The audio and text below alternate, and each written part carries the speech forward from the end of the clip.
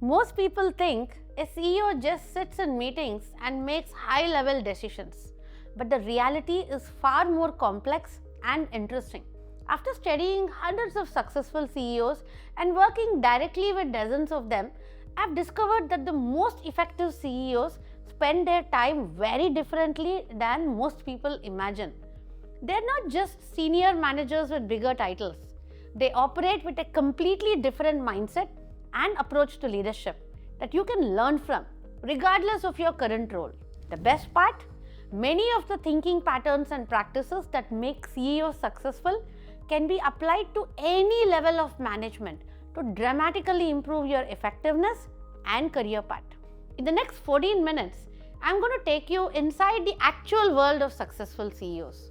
What they really do, how they think, the specific practices you can adopt to lead like a CEO, even if you're managing a team of 5 people.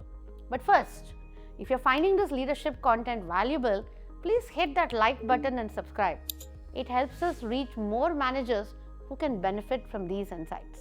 Responsibility 1, the strategic vision keeper. The biggest misconception about CEOs is that they're simply managers who've been promoted to the top. While management skills are important, the CEO requires a fundamentally different type of thinking. Responsibility 2, the culture architect.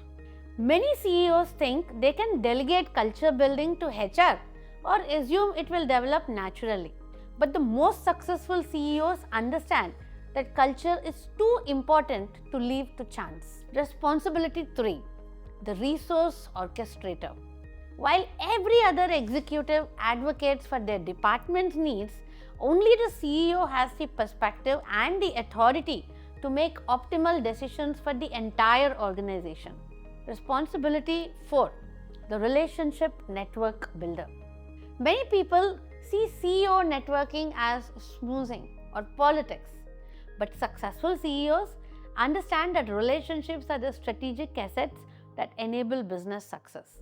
Let me share how a CEO named Kavya used relationship building to save her company during a crisis. When the pandemic hit, Kavya's event management company faced potential bankruptcy. Venues were closed, events were cancelled, revenue disappeared almost overnight. But Kavya had spent years building relationships across multiple industries, not just within event management. These relationships became lifelines. Customer relationships. Clients who trusted Kavya personally worked with her to postpone rather than cancel events. Long-term customers provided referrals to help weather the crisis. Strong relationships enabled honest conversations about modified service offerings. Industry connections. Relationships with technology companies led to partnerships for virtual event solutions. Connections in adjacent industries opened new service opportunities. Industry associations provided platforms for thought leadership during transition. Financial relationships. Strong bank relationships enabled access to emergency funding. Investor relationships provided both capital and strategic guidance. Board connections opened doors to new business opportunities. Strategic partnerships.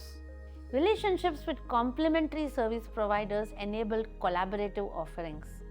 Technology partnerships allowed rapid pivoting to digital solutions. Vendor relationships provided flexibility during cash flow challenges. Successful CEOs like Kavya don't network randomly. They have systematic approaches. Relationship mapping. Identify key stakeholder groups critical to business success. Map existing relationships and identify gaps. Prioritize relationship building based on strategic importance. Value first networking. Focus on how they can help others before asking for anything. Share knowledge, make introductions, and provide resources generously. Build genuine connection based on mutual respect and shared values. Systematic maintenance. Regular check-ins with key relationships, not just when help is needed. Celebrate others' successes and offer support during challenges. Maintain relationships even when there is no immediate business relevance. Responsibility 5. The decision framework creator. A CEO can't make every decision personally, but they can create systems that help others make good decisions consistently. I learned this from observing a CEO named Suresh, who had built a remarkably effective organization where good decisions happened at every level. When I asked him his secret, he said, I realized that my job isn't to make all the decisions, it's to create a system where good decisions get made even when I'm not in the room. How did he do this? Value-based decision criteria. Clear guidelines about what the company optimizes for when faced with trade-offs. Explicit prioritization of stakeholder interests. Customers, employees, shareholders, community. Decision trees for common situations that help managers choose consistently. Authority and escalation guidelines. Clear boundaries about what decisions can be made at each level. Criteria for when issues should be escalated versus handled locally. Guidelines for involving others in decisions that affect them. Information requirements. Standards for what information should be gathered before making significant decisions. Processes for consulting stakeholders and gathering input. Requirements for documenting reasoning and expected outcomes. Learning and adjustment systems. Regular review of decision outcomes to improve future choices. Processes for adjusting frameworks based on new learning. Culture that treats decision mistakes as learning opportunities. Suresh created what he called decision playbooks for common situations. Customer conflict resolution. He said clear steps for investigating issues, determining appropriate responses, and escalation criteria. When it comes to resource allocation, he put frameworks for evaluating requests based on strategic impact, ROI, and organizational capabilities. When it comes to partnership evaluation, he has criteria for assessing potential partners and decision process for moving forward. When it comes to crisis response, his predetermined rules, communication protocols, and decision authority during emergencies. The result was an organization that could operate effectively even when Suresh was unavailable.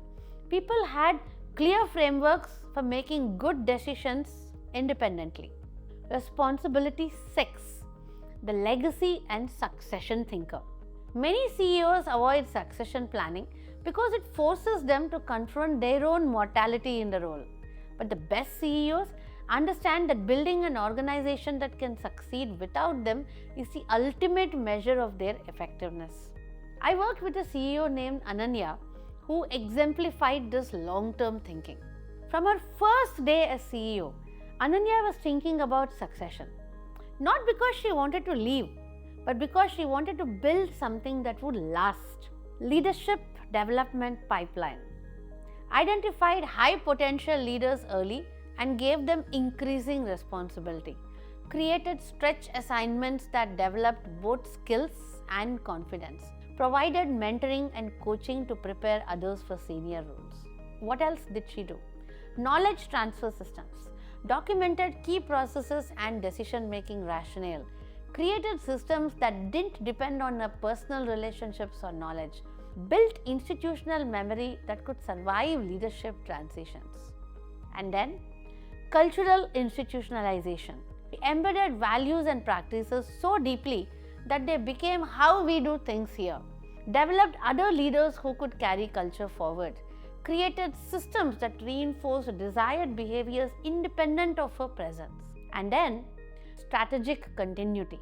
Built strategic planning processes that involved multiple perspectives. Created long-term strategies that could be executed by future leadership. She established governance structures that would provide continuity.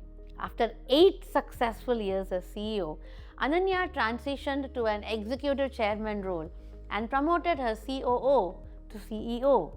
The organization not only maintained its performance but actually accelerated its growth because the leadership transition was seamless and the new CEO was fully prepared. This is the mark of truly great CEO leadership. Building something larger than yourself. The complete CEO framework. Here are the 6 core responsibilities that define effective CEO leadership. 1. Strategic vision keeper. Think 3 to 5 years ahead while others focus on immediate needs. Identify future threats and opportunities before they become obvious. Translate abstract strategy into concrete direction for the organization. 2. Culture architect. Intentionally shape organizational culture through decisions and behaviors. Model values consistently and reinforce them systematically. Build culture that can thrive independent of individual personalities. 3. Resource orchestrator. Make optimal resource allocation decisions for the entire organization. Find creative solutions that maximize value from available resources. Balance short-term performance with long-term positioning. 4. Relationship network builder. Build strategic relationships across multiple stakeholder groups. Maintain relationships systematically, not just when help is needed. Create value for others before asking for assistance. 5. Decision framework creator. Establish systems that enable good decisions throughout the organization. Create clear authority guidelines and escalation criteria. Build learning systems that improve decision making over time. 6. Legacy and succession thinker. Develop leadership pipeline for organizational continuity. Build systems and cultures that can thrive beyond current leadership. Focus on creating lasting value rather than personal recognition.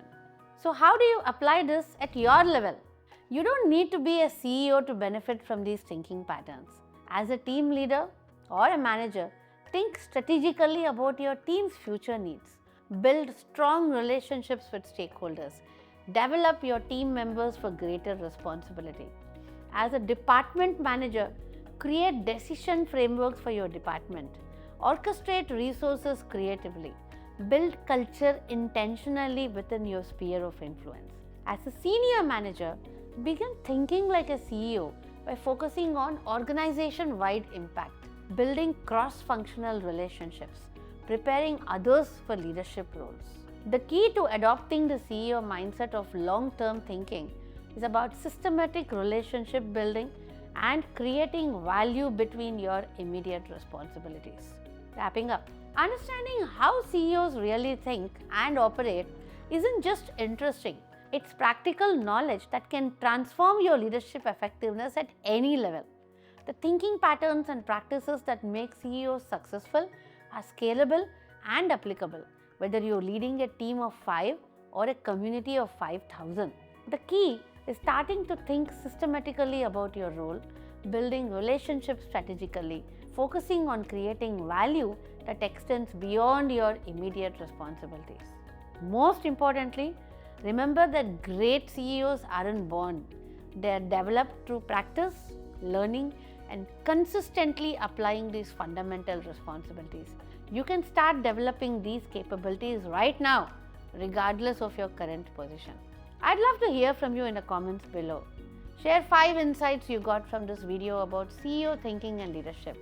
Which of these responsibilities resonates most with your current role? How might you apply CEO level thinking in your position?